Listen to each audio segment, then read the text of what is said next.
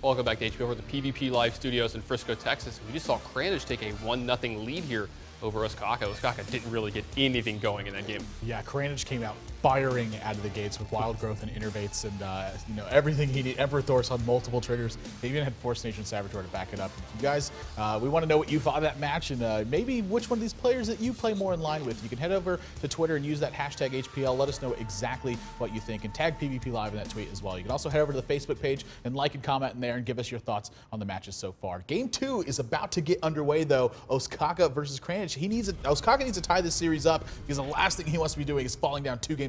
Game number 2 is getting underway. Yeah, it's been interesting to see what Kranich queues up, and it looks like we're going to have a tempo mage game. And I think Ostkaka might just be, queuing up the same deck again. He probably feels that this is a good strategy against what Kranich is going to be doing. Yeah, I mean, he tends to play on the control side of things, but it's hard to control players who will play wildly unpredictable cards. The control decks are more kind of in line with beating strategies that are very popular within the metagame, and Kranich doesn't always necessarily play popular decks. Yeah, wildly unpredictable cards. We see an unstable portal here in Kranich's hand.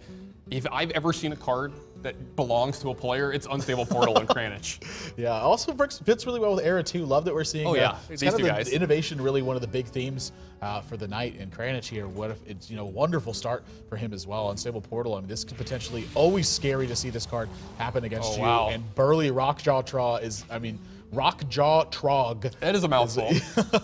Trog's no stupid. But in this matchup, Ostkaka, I don't think that he's ready to play against a card like that.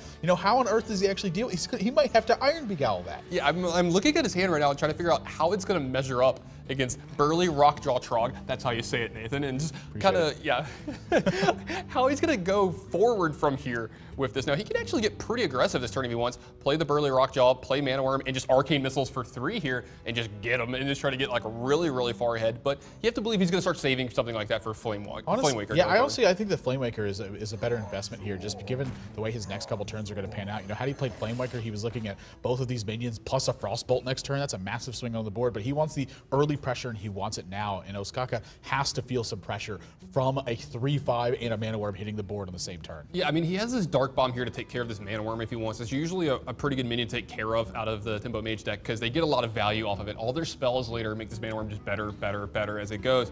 But how does he deal with this 3/5? Yeah, mind you, if he Dark Bombs, it goes up to a 5/5 instead. Every time that Ostkaka casts a spell, that Burly Rockjaw Trog is going to grow 2 points of power every single time it happens. Well, then he could coin, make it a 7/5, and then Iron Beguile it back down to a 3/5 from here. So if he does something like Dark Bomb this turn on the Mana Worm, you have to believe that he's going to do something like Iron Beguile as well. Yeah, he's going to take his time though. I cannot blame him here. I like the Ancient Watcher, honestly. Threaten Kranich in a way that maybe he's not exactly prepared for. Iron Beguile can come out on the Ancient Watcher next turn, and then he can use Mortal Coil to shore up the rest of this pressure. But in the meantime, Kranich going to add a lot more power to this board. He's not afraid to play around Shadow Flame. We've seen this a lot from him before in the past too. Not afraid to play around cards, and I love that he forces his opponents to have those kinds of big cards. Yeah, I love the make them have it strategy. It's the marquee of an aggressive player. And we've seen these Mechanical Yetis in Kranich's deck with Tempo Mage before. It's just a big body to do on turn 4, which if you've played this deck before, sometimes it can, if you don't have a good early start, turn 4 is like your turn that you don't always have the best things to do. And then this thing leaving behind a spare part is pretty big as well. Getting these spare parts for stuff like Antonidas and Flamewaker are huge. Yeah, every single point of damage really adds up to something big here. And it's going to start now with Iron Beguile, and I have to believe he's going to put Mortal Coil behind this. Going to leave himself with a 4/2 Ancient Watcher afterwards and start putting Kranich in a position where he's going to have to invest mana into killing minions. But with a hand like Flamewaker, Frostbolt, Arcane Missiles, he's going to have plenty of opportunities to do that. Yeah, there's going to be a lot of big punches going back and forth for the next couple turns. Ostkaka has got a lot of big plays too. He's got Anti-Keelbots, he's got Twilight Drakes, he's got Sylvanas. But Kranich, ooh, a second Flamewaker. He can do a ton of damage going forward here. You have to believe that this is going to be a Flamewaker Frostbolt turn or a Flamewaker Arcane Missiles turn and just, kind of leave it up to fate here and see which one he gets killed. But you could go really, really safe here and Frostbolt to the Ancient Watcher, which I think is what he's going to do. I like this from Kranich. Let's just be safe and get it right. Yeah, he's got a big chance, 75% chance to pick out this Iron Beguile as well. This leaves him a pretty good turn 6 as well. He can go Flamewaker, Arcane Missiles, plus a Hero Power next turn, which is pretty good. Yeah, I mean, that's a ton of damage that's going to be coming forward, and so Ostkaka going to have to take his time and figure out exactly the best way to do this. Honestly, if there's a Sylvanas turn that you're going to have access to, this is likely going to be the best one, but there's a major risk involved with playing Sylvanas into a board where your opponent has 8 power out. Yeah, you can do something like Twilight Drake with Sunfear Protector to give it taunt. You can do Twilight Drake plus Dark Bomb, but you have to give up your coin. You can use Antique Healbot, but then that's your entire turn. And that's not super great because it doesn't, trade and fight well with a lot of the minions that are on Kranich's side of the board. Ostkaka, like, under the gun again here, early. Yeah, every single turn, he's had a lot of pressure on him.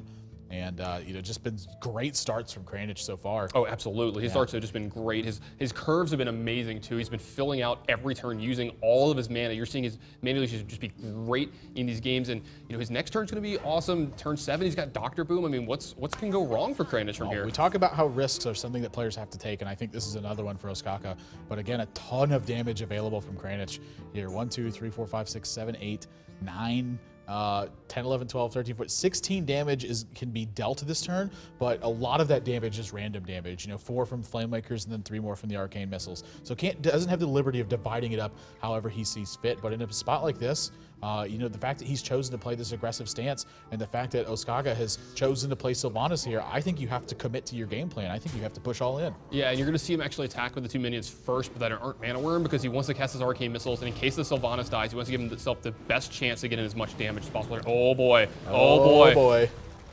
This could be a big steal. Gets a Flamewaker off of this. That's actually I think that's the best thing that could have happened for him there, is losing the Flamewaker. It doesn't directly challenge anything on your board now, and you still have this Mad Scientist plus Dr. Boom. Now, Ostkaka, he can use this to his advantage a little bit if he wants to this turn and get some triggers off this guy. Ooh, draws the Sludge Belchers too as well. Yeah, I don't know if this is going to be enough though. I mean, he has to fend off a ton of pressure here, and really the only way I see that he can even begin to fend that off is by taunting up his minions. I don't think he has time to really invest into a board position where he's getting value off of a Flamewaker. I think he has to get something done. Yeah, he needs to do something like Twilight Drake plus Sunfear Protector this turn and just hope and pray it's good enough. You've seen Kranich come out of the box swinging in all these games and put Ostkaka on his back foot very quickly. Yeah, I mean, even something as simple as a Fireball left in Kranich's hand will get the game done here. So, once again, Ostkaka in a position where he's likely to have to take a risk. Yeah, Ostkaka's going to ignore something like Fireball for the rest of the game. He can never actually beat that card. He can never play around it. It's going to be very hard for him to do anything like that going forward in this game. So what you're going to see is you're going to see him play against what he sees in front of him and just almost not care what's in Kranich's hand anymore this game because he can't afford to. Yeah, that's really another big risk that players oftentimes find themselves in positions for, where they don't have a way to play around stuff. And so as a result, they don't even try. They play as though their opponents don't have those cards, and that will usually yield them the best chance to win. And with Flame Cannon picked up, I think that's enough damage to start pushing through here if that hits either one of the taunt minions. Yeah, if it hits either one of the taunt minions, it gives him a 4-power Mana Wyrm. Then he gets a couple of random shots off. I don't know if he can actually break through this turn, but he can cripple Ostkaka's board. Yeah, I'm pretty sure. A lot of it depends on where the random damage lands at this point. Also, there's something to be said about just Dr. Booming this turn as well. But you have to push now. You feel like Ostkaka's on his back foot. 50-50 chance here too to nail it. Nails the Twilight Drake straight away. Oh, and he misses the 2 points of damage though. Yeah. Wait a minute. Hang on a second. Wait a minute. Hang on, Kranich.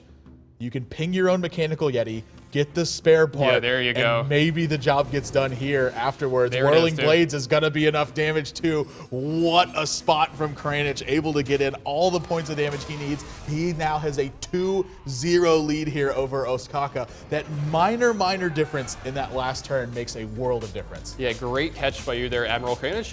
Got a little hasty there in the last turn almost. Just ping your own guy, kill your own Mechanical Yeti there, get that spare part, get in those last couple points of damage. Yeah, decided to follow through on his game plan as well. He had to be extremely aggressive towards the mid stages of the game.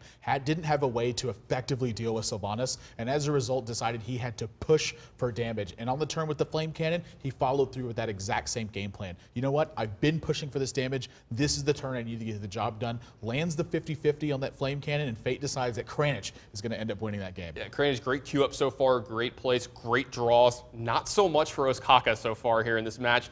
Nothing really going his way, not getting into the early stuff that he needs to take care of Kranich, and just been falling behind, honestly, on turns 2, 3, and 4, and just not having enough to really get himself back into these games. Yeah, if you guys want to see exactly how he's been falling behind and how Kranich has been getting the work done, you can head over to pvplive.net and check it out for yourself. Full recaps from this game available, stats breakdowns, even stuff that they've done in their competitive histories, all available on the website. So now they're once again making changes to their decks, and when we come back, Kranich is on match point for 3 straight games, and Ostkaka, if he's going to win this match, he has to win 3 straight games. No losses can be afforded to him whatsoever at this point. Don't go anywhere, guys. When we come back, Game 3 is going to get underway. You're watching Hearthstone on PvP Live.